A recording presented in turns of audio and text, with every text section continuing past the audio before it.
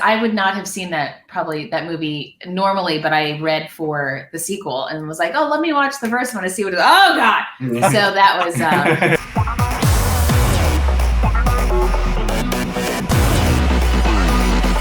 Welcome, friends and fans, to another edition of GalaxyCon Live, where we are bringing the convention experience directly to you. And for Halloween weekend, and so the portal is open once again for us to walk through with two amazingly talented guests from the Halloweentown Disney series. Coming in together, first, he is an actor whose body of work includes Youthful Days, Crossing Jordan, and 15 and Pregnant. Today, he joins us to discuss the role of villain and frog golem maker Cal, son of Calabar. Please welcome back Danielle Kountz, and she's an actress whose credits include Low Winter Sun, Vampire Princess VU, and Stephen King's Rose Red. Today, she joins us to discuss the role of the rebellious young witch Marnie Piper. Please welcome back Kimberly J. Brown. Hello, everybody. Hey, thanks for having us. Hey, thanks for coming back, kids. How you been? Oh, I've been great. Been busy. Yeah. Been busy doing yeah, some really stuff. great. Excited for the Halloween season again. This is always like one of my favorite times of year. I love the fall. I know we have talked before about our mutual love for Halloween, so I have to ask. Last year you guys did Vision and Scarlet Witch. What's this year? Well, There's we got a couple of irons in the Or fire. is it a surprise? Yeah, we're Okay. gonna show. But we did involve. This year we have a puppy. We got a dog this year, and so we did involve her in our costume this year. So we'll post all of our stuff probably on Halloween. But yeah, it's it's. I was trying to think of a fun clue. It's a little bit more in the video game realm as far as themes. So yeah. All I think right. Luna, our puppy, actually has more costumes than we do. It's true. She does. Yeah, she has 4 or 5, I think now. Yeah. That's delightful. All right, we will stay tuned to your social media sources, and we'll wait for that visual announcement. So, well, once again, guys, thank you for joining us back here at the GalaxyCon virtual stage. Always a pleasure to have you here. Our team's going through the chat room right now, pulling out the questions for you. So, I don't think we've talked about this, so let me throw this out to start us off with. Okay. When did you guys begin to realize that as you got further away from Halloweentown, it sort of stopped and then sort of crept back in? It basically had a following, and then that following, as it was on, became a fandom. When did you realize that people were still Halloweentown? Oh, I love that. When did you realize that it was like, wow, it's still there? I guess over the years, I mean, social media has definitely given it this incredible life, as well as all the awesome fans. But I think for me, I really saw it. I guess it was probably about 7 or 8 years ago, the first time I went to Spirit of Halloweentown in St. Helens, which St. Helens, Oregon is where we filmed the first Halloweentown. And now every year in the month of October, they have a festival where they celebrate the movie, and they make it look just like Halloweentown in the first movie. They put a jack-o'-lantern in the middle of the town square. It's really, really awesome. The movie theater is still there. The city hall in the movie is St. Helens' city hall, so it's still there. So the first time I went to it, they were saying they thought we were going to have a large crowd, but when we got there, they had to get the whole police and everything involved because about 15,000 people showed up. Wow. And just kind of shut down the town. Like, they had to escort me through, and it was quite an amazing experience. I'll never forget. But that was really where I was like, wow, this has really grown to something beyond, our wildest dreams, really, when we first made the movie. Wow. That would probably do it. Dale, would you have any moments there you realize it's like, yeah, I did one of the Halloweentown, but you did? Oh my God! Oh yeah. There was a while there where people were like, yeah, we like it or whatever, but it did seem like, I know 7 years ago or 8 years ago with that stuff up there in Oregon, but with the social media thing really started kicking it off, and people started being able to watch it whenever they wanted with like Disney Plus and everything. So it just kind of like snowballed into, oh my gosh, I grew up with this. Now I'm showing my kids and I still love this movie. And it's just, probably the past couple of years, it's really, really hit its stride, which is great. We're just happy that people still love the movies, and it's universal for generations and generations to come. Yes. Yeah. And there's still a lot to love about those films. Absolutely. And it's just like, I was talking about this. I think So I think this series, Hocus Pocus, I think they jointly share a spot of that the Christmas Story has another season, where it's like people will watch it, but sometimes people will just they'll just have it running. You know, they'll have it running on Halloween, and they're like, ding dong, oh, more trick or treaters. That's the way too. And they'll come back. They're not going to pause it, or whatever. They'll let it roll, and they'll come back and they'll pick it up where it lets off, and it becomes a background thing. You know, it's yes, like so comfy. It's like a comfort. Yeah. And I love Christmas Story. Christmas Story is one of those movies for me too during the holidays. I grew up on it, and it's one of those classics for me for sure. So absolutely. So So I think this series, and again, your contributions to it, I think there are fans yet to come. Yes, yeah. They haven't even been born yet. No, exactly. Let's wait too. And again, this just again, I didn't see it when it came out, but for our very first event 3 years ago, I think we did this. I watched it. I was just like, oh my goodness. This is adorable. This really is. There's a wonderful sweetness to it, and I yelled at my best friend. And was like, I want my goddaughters to see this right now, and they're like, what? Okay, they're like, yeah, they love it. Once again, thank you, Aquapat. Yay! So, so it's all good. Well, friends, once again, thank you so much for joining us here today. And are we good to go on our audience questions? If so, let's go ahead and right out of the gate, Beth Ann, who wants to know. What was your favorite scene to shoot?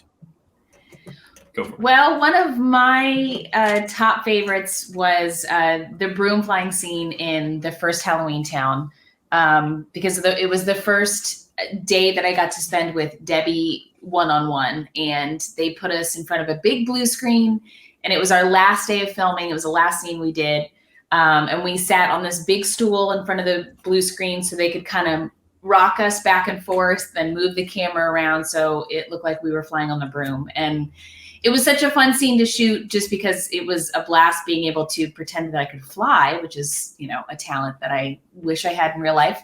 But it was just such a special day getting to sit and hang out with Debbie, and she told stories and jokes, and it was one of the days shooting there that I will, just in my life, I will never forget. It was a really great day. She really sparkled in that role. She was really just seemed like she really embraced it in a really sweet way. So she wanted to model it partly after I think it was Agnes Moorehead in, is it Bewitched? Bewitched, yeah. That was her inspiration for the role. I remember her saying she kind of took a little bit of that and infused it, and that was a non-malicious Agnes Moorehead. Right, exactly. Yeah, because in that show, she she was always she just wanted to get rid of Darren, and but kind of that mischievous, the good, if she was good mischievous, that was where she kind of took some of her inspiration. Yeah, in hindsight, I could absolutely see that inspiration. Yeah. There you have it. So, Daniel, favorite scene?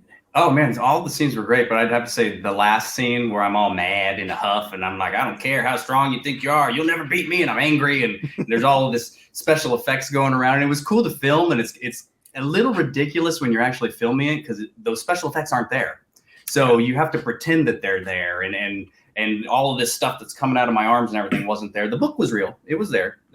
But then getting to spin around and fly away was excellent because it was this big airplane hangar thing. And I'm in the middle of it going, and spinning around with no special effects or anything. So it's just like when they say cut, everyone gets to laugh a little bit because it's funny without all of the Hollywood magic. But that was a great scene to film because it was really like the final dun dun dun thing with the confrontation. Yeah, there you have it. Beth Ann, great question to start us off with. Thank you. Thank you, Beth Ann. And here's one from Leslie. If you could restyle your character, what new fashion style would they have? Now, this is curious because you could go back to that time and put them in a different direction, or maybe you could modernize them now. So what would, let's see, I loved Marnie's fashion. I feel like she kind of took after Aggie a little bit in the cloaks and the dresses. Let's see, I guess overall, I mean, I'm trying to think how I would restyle her. I don't know. I mean, her style has actually kind of come back around now. That's true. Because a lot of the 90s style is all back in, and kids these days are like, ooh, check this out. And all of us older people are like, yeah, we know. We did that when we were your age, too. Yeah. I don't know that I could change Cal because his leather jacket's like iconic. So I'm about to like, say, the black turtleneck, mock turtleneck, and the leather jacket, maybe some ripped up jeans, to kind of like give him a little grunge. Give him a little grunge action. I would have loved to have seen him in Calabar's tux from the first movie. If you guys remember that long gray and like the orange and gray top hat, and that like when you first meet Calabar when he's in his mayor do, like I think it would be interesting to see what Cal would look like in that. I'm trying to think. I guess Marnie always kind of bounced back and forth between like her high school clothes and her witch's outfit, but I think it would have been really cool to kind of see her in a really like modern, more witch outfit, like more like the Scarlet Witch or some of the cool like Marvel characters and stuff now, like a little bit more I guess a little bit more modernized and like sleek and aerodynamic, maybe. I don't know. That would be there's a lot of resistance. There's a lot of potential there. Yeah, well, there you go. All right, Leslie, very fun question. Sartorial challenging. Very nice. All right. What's next? One from Holly. What is your favorite Benny joke? Let's see. He's got some good ones. I'm trying now. It's so funny. I gotta go through the film in my mind. I mean, one of my favorite lines, Benny doesn't say it, but Dylan says it. We're in the back of the cab.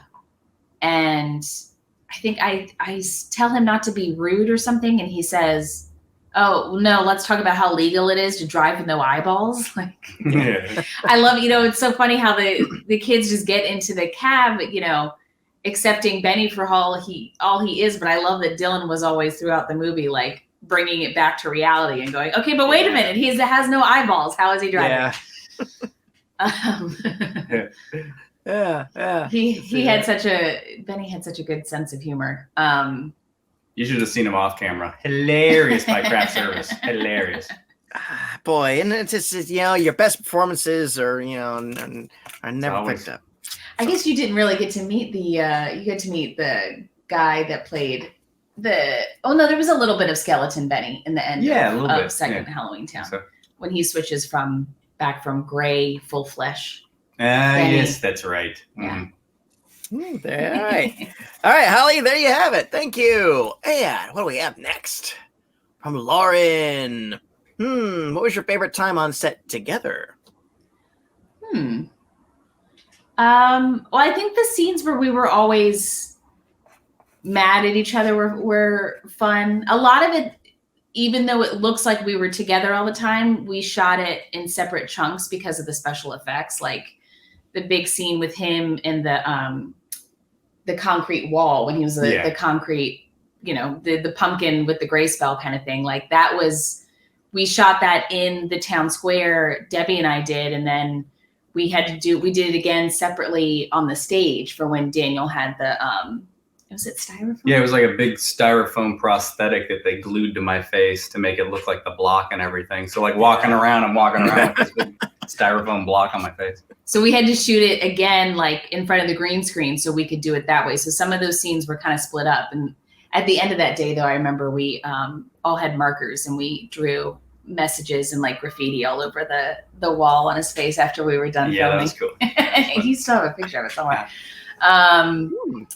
But the beginning was really fun too, to kind of, it was very apropos for the cast coming together to do Halloweentown 2, and Daniel was the newbie on set, like new to the crowd. So it was fun to kind of film that element too of Marnie getting to like show him around and kind of, discover new things about like the family's house and Aggie's magic and stuff, like as Marnie was showing it, to Cal before you really realized exactly what was going on. Yeah, I did love the scene when we were in Aggie's bedroom and when you were showing me around. That whole dynamic and stuff was really cool. That was a lot of fun. Awesome. All right, there you go, Lauren. Thank you. And Thanks, Lauren. what's next from Daniel? What's the most adventurous thing you've ever eaten? Oh my gosh.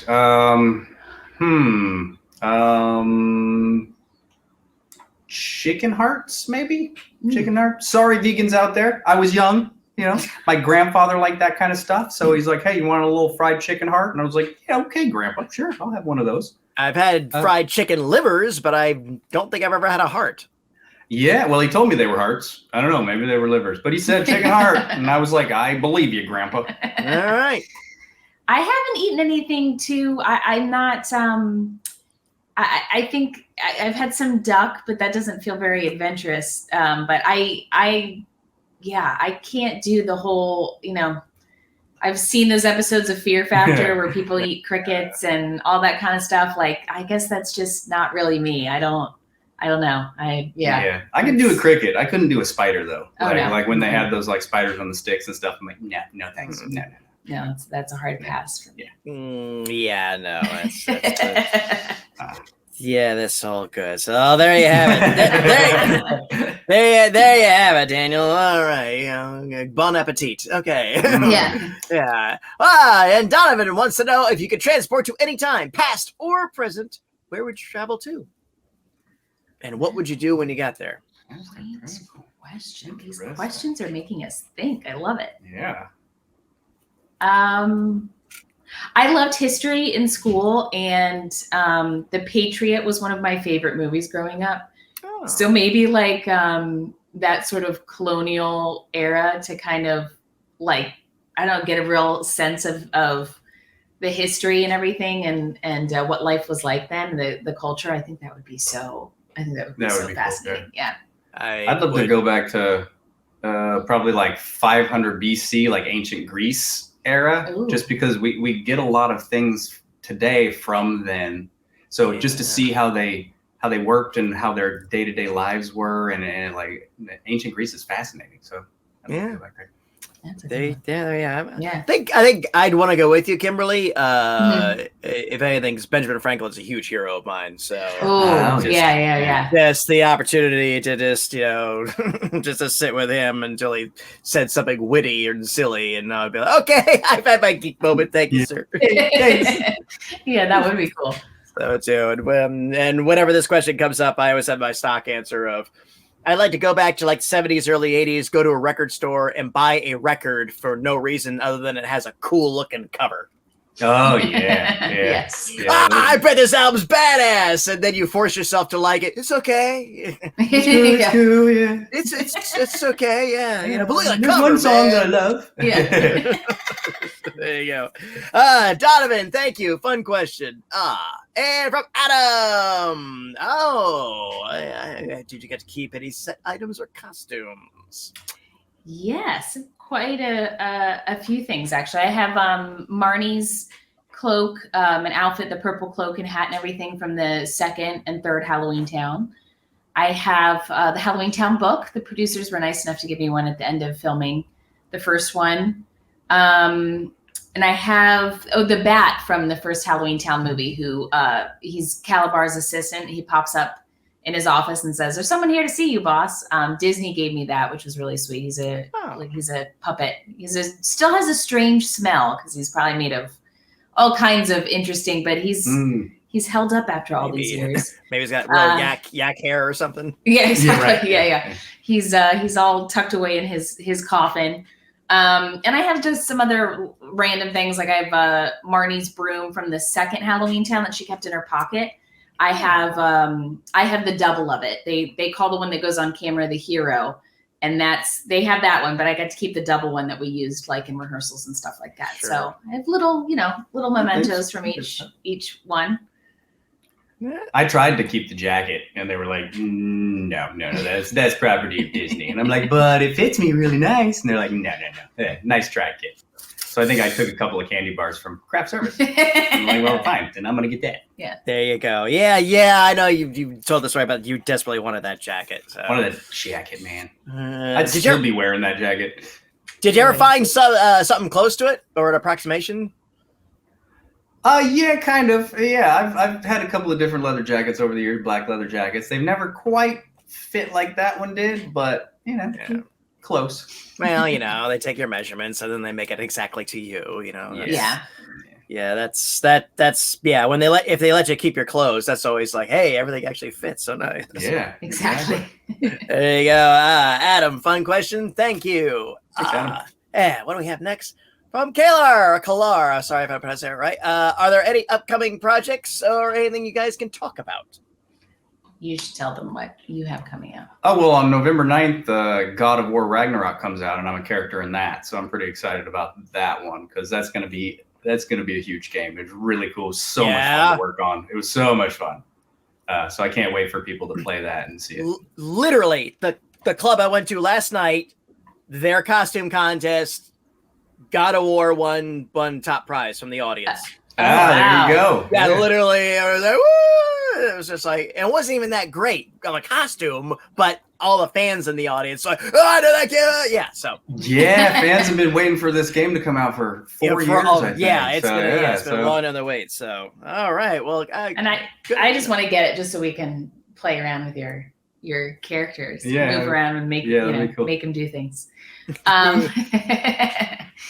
I have an episode of an animated Disney show coming out. I thought it was going to be this year, but I don't think it's till next year. I did an episode of a show called The Ghost and Molly McGee for Disney. So I think that's going to be next year now. But I played a fun ghost in one of those episodes. Our friend Dana Snyder is on that show, and he is a very good friend of ours here, and one of our best friends of the owner stuff this way too. So, yeah, he's awesome. Yeah, it's a great show. Yeah. I think it's so funny. Yeah.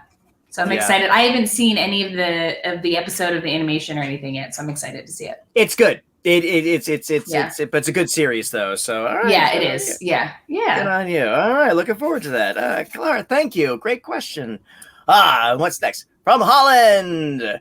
What is the scariest movie you've ever seen outside Halloweentown? Of course, I'm not sure if I would consider Halloweentown to be traditionally scary. I don't think so. I mean, there's some elements, like people over the years have told me, like in the first movie, that some young kids get a little freaked out, like when Calabar comes out in the movie theater and stuff like that. And like he is kind of, It's like a Wizard of Oz sort of thing. When you're real little kids will get scared. There are moments that a really young child get a little afraid of. But Halloweentown, to me, the charm is it's that. Ooh, spooky skeletons! Ooh, it's a very childlike, charming version of Halloween. So that makes sense. Maybe Halloween thought it was scary, but anyway. So what is a scary movie to you guys? Well, I know The Ring scared me. I saw that in the theater. That one, yeah. I don't usually watch a lot of scary movies, but I was kind of talked into going to see that one. I'm like, oh, okay, it's going to be fine. Terrified me. That was freaky. The girl coming out of the TV, the little swamp girl or whatever she was. That was freaky. You ever seen the original Korean version? No, I have not, and I don't think I will. Okay, the American one scared me. Yeah, the original one's even scarier. Oof, creepy. Yeah, that's so funny because I would not have seen that movie normally, but I read for the sequel and was like, oh, let me watch the first one to see what it is. Oh God! So that was that one definitely scared me. I'm trying to think. There was a movie, I think it's called Identity with John Cusack.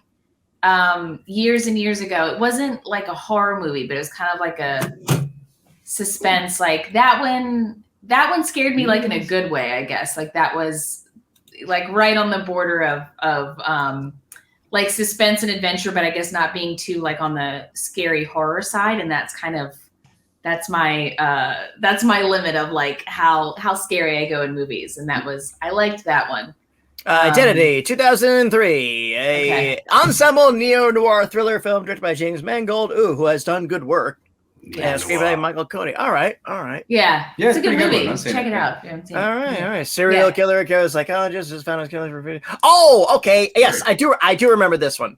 I do Yeah. remember this one. Okay, yes. All right. Yeah, that one was like it scared me, but I also kind of liked it. I was like, okay, I think this is like my threshold for scary movies. But The Ring was definitely on the side of like too scary. Yeah, and Candyman too. Candyman was scary.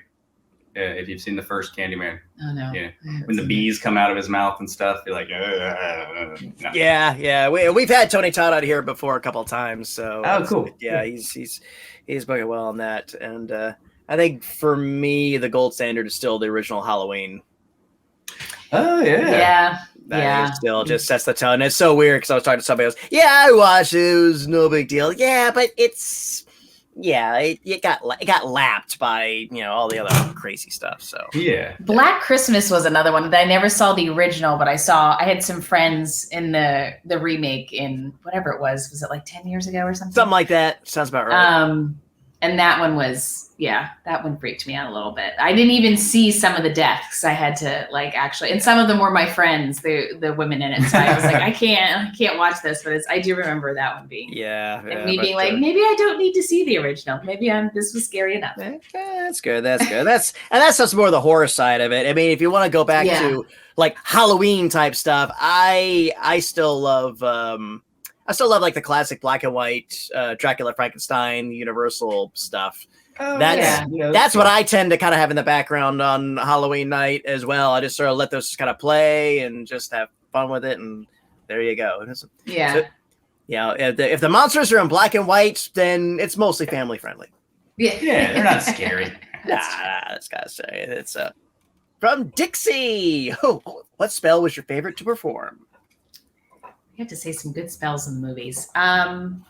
I think now over the years, the Baitima, the spell from the first movie has kind of become a classic, and I thought it was so cool at the time that like we got to learn Welsh and say this spell, and we had, I think they gave us, remember we filmed this in the late 90s.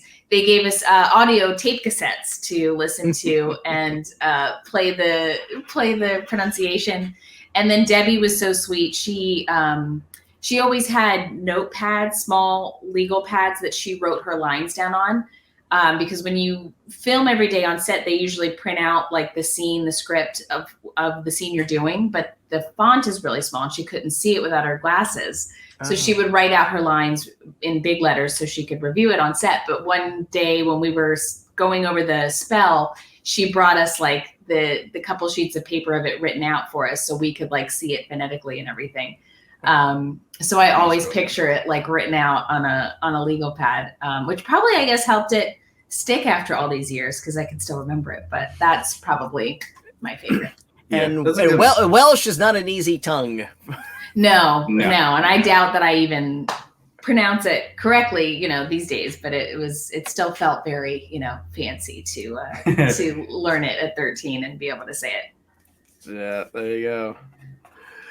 You have a good spell story. Yeah. Oh yeah, the spell where Cal first opens up the portal and he's standing there and he's saying the stuff and the wind's blowing and it opens up. In the script it says Cal says spell. And that's it. So I'm thinking they're going to give me a spell on set or whatever. Right before we film the scene, the director comes into my trailer and she's like, "Hey, so do you got that spell worked out and everything? We're going to get ready to film it." And I'm like, "Yeah, totally. Great. Yeah." So then I'm like, "Oh my God, I'm supposed to do the spell." And luckily I remembered I was in choir in high school and we had a song that had a little bit of like German in it. Mm-hmm. And it was like Viges Frugen Jaderton ein Feist. Viges Frugen Jaderton ein Feist is what it kind of was in the song. But I was like, okay, well, I'm just going to throw that in there. So you see me like, and you can actually see me saying it when the wind's blowing. I'm like, Viges Frugen Jaderton ein Feist, like type of thing. And it was just hilarious knowing that it was a choir song that turned into a spell to open a portal. And he gets asked that now, like, what was that spell you said? Like, what, like. Yeah, it was a choir song. I don't know. So, yeah. There you go. Movie magic. There you have it. What was the title of the song? Do you remember? Musica. I don't remember. That could be it. I don't know. All right. Fair. It's like yours. All right. There you have it, Dixie. Thank you. And one, speaking of German, one from Klaus. Klaus, what is a dream destination trip? Ooh. A dream destination trip. I've never been to Turks and Caicos. I would love to just chill out on the beach in Turks and Caicos, sip a little something, adult beverage, and just enjoy the day. Sounds like fun. And I've also never been, there's so many places. I haven't really been to Europe outside of North America. So my list is long and plenty of everything from New Zealand to France, Amsterdam, London, everything. I haven't been over there. So hoping to head that way soon. Yeah, we're gonna have to get out there. I'd love to get to Europe. I've been to England and around England, went to Stonehenge and stuff, which was awesome. But I never got to go to any of the other countries around. So I'd love to go to Italy. Would be amazing. Prague would be great. I would love to see Berlin. I guess I have family there. My last name's Kountz. I guess there's family out there. So I'd love to check out my heritage and stuff out there. Just all over Europe really would be really cool. I mean, there's so much history, thousands of years, castles, and all this stuff that happened over there. It'd be great. Yeah, Europe's on my list as well. Yeah. So definitely agree with you on that. So, and there you have it, Klaus. Thank you. Thanks, Klaus. From Yolanda, what would you both be doing right now if you weren't acting? That's a good question. Interesting, Yolanda. So I guess that's from like an idea that you never chose acting. It's not like in between gigs. This is like, okay, if you did if you didn't, yeah. I always, when I was young, I said that I wanted to be a traveler and an explorer, which I guess some of that. Some of the traveling now is kind of built into being an actor, which is fun. But I was into science a lot as a kid, and I thought maybe I would try to be like a nurse or something. But as I've gotten older, I realized that I don't think I could deal with blood the way that these amazing human beings do. So, but I would like to think I'm working maybe with kids too. I did maybe a teacher or something like that. Those have kind of been my interests over the years. That seemed like really, I've always admired those occupations, I should say. There you go. That's good. I might want to be an architect. I've always liked buildings and design and stuff like that, and like houses, which is funny because I have my real estate license and I'm a realtor out in Los Angeles as well. So it kind of fits in with that. But I love architecture, and I'd love to be able to design something on my own. Would be really cool. There you have it. If I wasn't a successful actor, I'd be a Q&A host. Wait a minute. Thank you, Landa. Fun question. And what do we have next? And what was Steve? If you do like playing video games, what are some of your favorites to play? Well, my family, my brothers and I grew up on Nintendo. My brother is an awesome Super Smash Brothers player now. He has a Twitch channel and everything. He's ranked. I still love Nintendo, Mario Kart, all of that, but I've also become quite a Call of Duty fan over the years. I'm horrible at it, like really just, not great. But I enjoy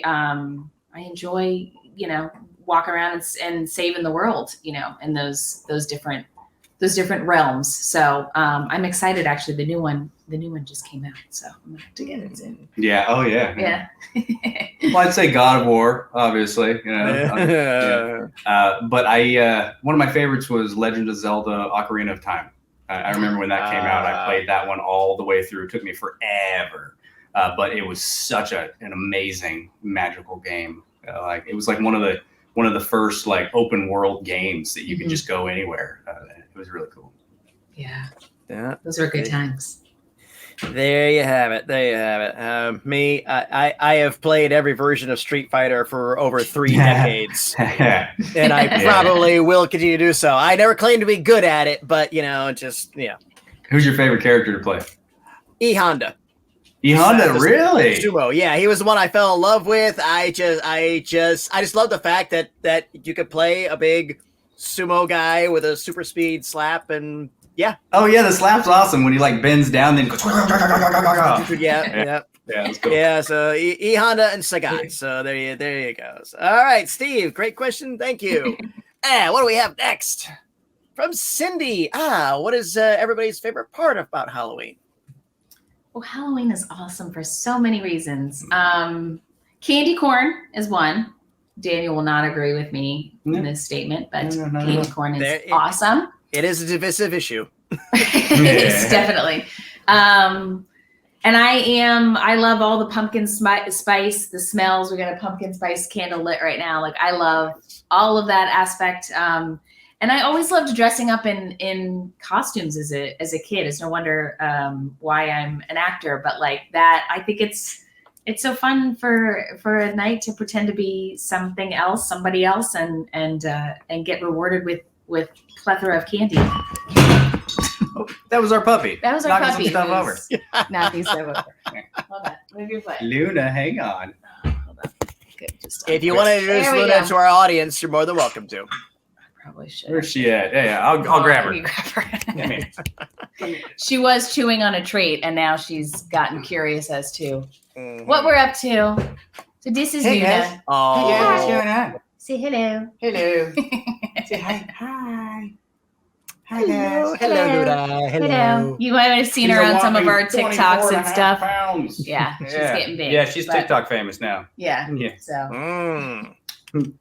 All right, kiddo. There you have it. Yeah.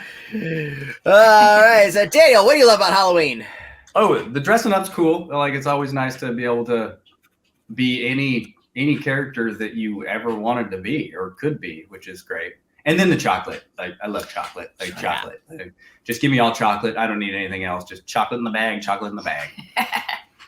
Yep. It's pretty good policy. Yeah, just chocolate in the bag. Yeah, that's what I should have said. Trick or treat, chocolate in the bag.